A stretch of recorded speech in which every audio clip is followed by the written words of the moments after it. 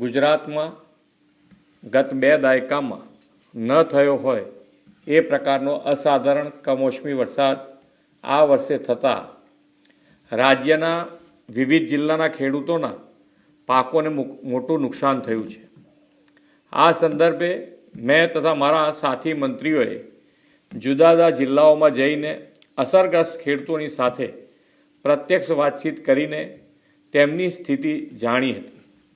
કુદરતી આપત્તિની આ ઘડીમાં ધરતીપુત્રોની વ્યથાને સમજીને રાજ્ય સરકાર પૂરી સંવેદનાથી તેમની પડખે ઊભી છે। રાજ્યભરના ખેડૂતોના પાકને થયેલા વ્યાપક નુકસાન સામે તેમની લાગણીઓને ધ્યાને રાખીને રાજ્ય સરકાર દ્વારા ધરતીપુત્રો માટે આશરે 10,000 કરોડના રાહત સહાય પેકેજની જાહેરાત કરું છું।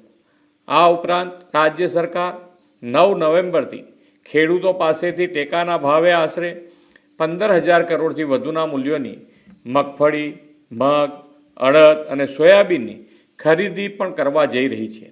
અન્નદાતાઓની આર્થિક સુખાકારીની ચિંતા પોતાના માથે લઈને રાજ્ય સરકાર તેમની સહાયતા માટે હંમેશા પ્રતિબદ્ધ હતી, છે અને રહેશે તેવો વિશ્વાસ આપું છું। ગુજરાતમાં ગત 2 દાયકામાં ન થયો હોય એ પ્રકારનો અસાધારણ કમોસમી વરસાદ આ વર્ષે થતાં રાજ્યના વિવિધ જિલ્લાના ખેડૂતોના પાકોને મોટું નુકસાન થયું છે। આ સંદર્ભે મેં તથા મારા સાથી મંત્રીઓએ જુદા જુદા જિલ્લાઓમાં જઈને અસરગ્રસ્ત ખેડૂતોની સાથે પ્રત્યક્ષ વાતચીત કરીને તેમની સ્થિતિ જાણી હતી। કુદરતી આપત્તિની આ ઘડીમાં ધરતીપુત્રોની વ્યથાને સમજીને રાજ્ય સરકાર પૂરી સંવેદનાથી તેમની પડખે ઊભી છે।